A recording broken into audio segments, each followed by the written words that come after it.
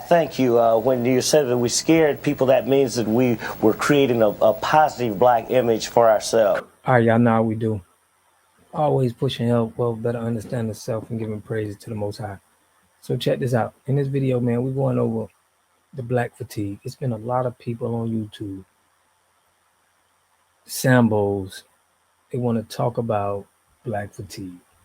And like I say on my channel, y'all, it's always, they never want to point at the top. They never want to point at the people that's pulling the strings. It's always, they want to act like they don't know who these people are. All right, y'all seen my thumbnail. I don't like to really, every time I say these people's name on my channel, they flag it. But it's like, why they can't see what's going on? Nobody talk about all of the shootings of other races that they do at schools and different things. The police officer got shot by his own kind. It ain't gonna never be no fatigue about this. They only market the black pain. And I think that's to be able to say, look what they're doing. We don't deserve to pay them, or they don't deserve anything. It's like, it's people behind the strings that's pulling these strings, that's puppet masters behind this. We know this. Goes with the healthcare system, the prison system. They could easily take some of the money that they making and clean stuff up, but they don't. They're making good money. The system is working perfectly for the higher ups. But see, these people get online, your Antoine Daniels, your Officer Tatum's. They know about the financial gain on the poverty of the community. They just don't really want to point out and say names and say, look, this is it. It's like they got some kind of tie to the system, if you ask me. Now I'm gonna go over what this guy, some guy on YouTube, bro. He's been popular for explaining the black fatigue. But listen to this.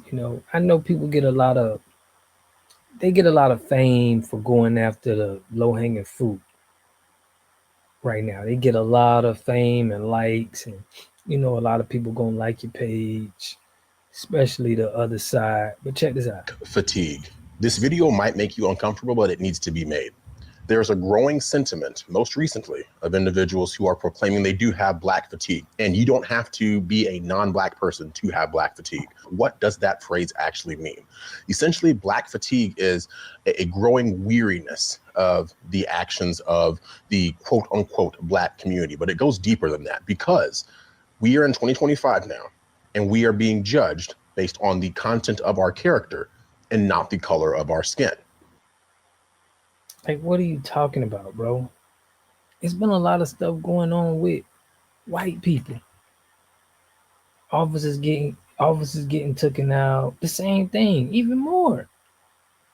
Shootings, children being molested, kids being molested. You got a lot of stuff that don't make the news because it don't fit the narrative. And it's what they don't want to talk about. They don't want to call out nothing. They just want to keep saying it's black people, so it can't be fixed. But see, on this channel, we call out the people that's involved. We understand the system. We understand how much money they make. We understand what it's generating. And we understand that the media is behind this. They're all on the same team. These people are getting paid, bro, to talk down on the black community. Check this out. But the interesting part is the lie that's been sold to the black community in particular is that the color of our skin dictates the content of our character. That's why in the black community, sometimes you'll hear people say, oh, you are acting white, when they're talking to someone like myself who doesn't act the way most people would expect a conventional black person to act. Now he just moving the goalpost, bro. In their minds, there is a correct way to act black. And the people in your ethnic, like, don't nobody even be saying that, bro. That was like, people were saying that as kids, bro. You bringing up something that has nothing to do with what's going on today, bro. Who fulfill those very negative stereotypes, those are the ones who are going to essentially drag down the collective whole. And that's why there's individuals who are black who do and can have black fatigue, because they see how damaging it is to see the worst of us attract all this negative attention. But can you see how white people can do things and you don't look at them the same way? They could do the same horrible things, be molesting kids, doing all kind of despicable things. Okay. And you can see the difference. Even with the Diddy and the Abercrombie owner case, we can see the difference on two same charges. You making it seem that this is why media is important. I see that on my channel where whoever controls the media, and Malcolm X told us this, they control the narrative. They can make the right wrong and the wrong right. And he's an example of this. That then unfortunately gets ascribed to the entire race all too often. But what's unfortunate is here in 2025, now we have to contend with the fact that there's people who are so sick and tired of seeing those negative aspects. You see what he's saying? The negative aspects. They weren't seeing none of the negative aspects when our 200 towns was burnt down. Years of violence and hanging of people. Nobody had fatigue. So you mean right now in 2025, from what they marketing to you, which black people don't own, no networks, TV, newspapers, you mean to tell me right now you having fatigue and you don't, a light bulb ain't coming up in your head like, man, maybe this is marketing. Negative individuals in the black community attracting all this attention. That's what is spurring this black fatigue. I think it's something that needs to be talked about.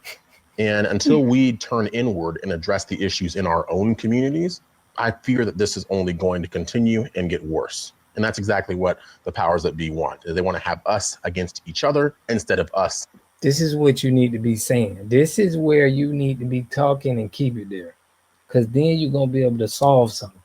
If you keep trying to blame low-hanging fruit, like what all your Sambos are trying to do, we'll against those who are really pulling the strings in the background. We have to talk about the people that are pulling the strings in the background. That's it. We got to follow the money. And it's not that hard, y'all. I'm telling you, it's people that know what's going on. They want to be safe. They want to get that money. They know the money is there.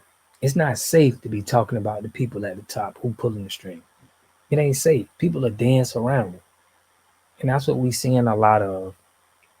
It's going to be black fatigue. A person can come on here, a Caucasian person can come and get 100 bodies right now, bro.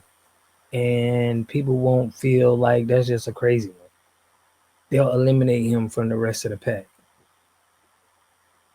But the other way around, these people market us so much on the media to where you would think it ain't no crime from them people. Like nobody else but black people do crime. If you look at your history, European history, you will see that they was doing this same thing, fighting each other, doing what black people are doing right now. Where did this come from? Who taught us? Who taught us to do this? Because it wasn't in our history. Who taught us to be acting this way? Who programmed them? What agenda is being pushed? These are the questions that you have to ask. It's in history. We understand like somebody's behind this. And yeah, right. If we don't talk about that and talk about following the money and understanding, like, is it financial gain from this? If we don't talk about that, it's gonna keep going. Because you're gonna continue to let the people at the top manipulate the media, manipulate the people, get big bucks off of healthcare, prison systems to where, it ain't even gonna matter. So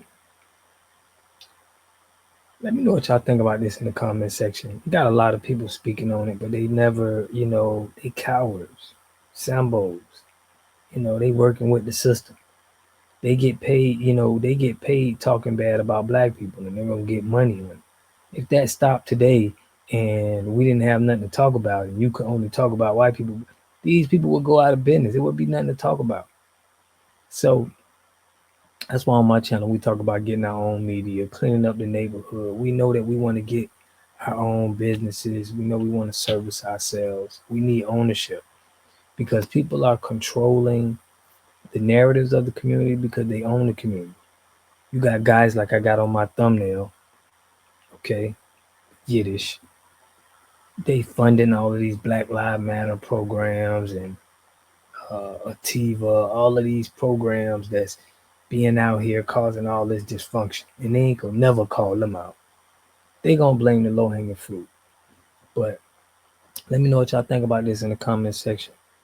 I'll catch y'all in the next video. Peace and love.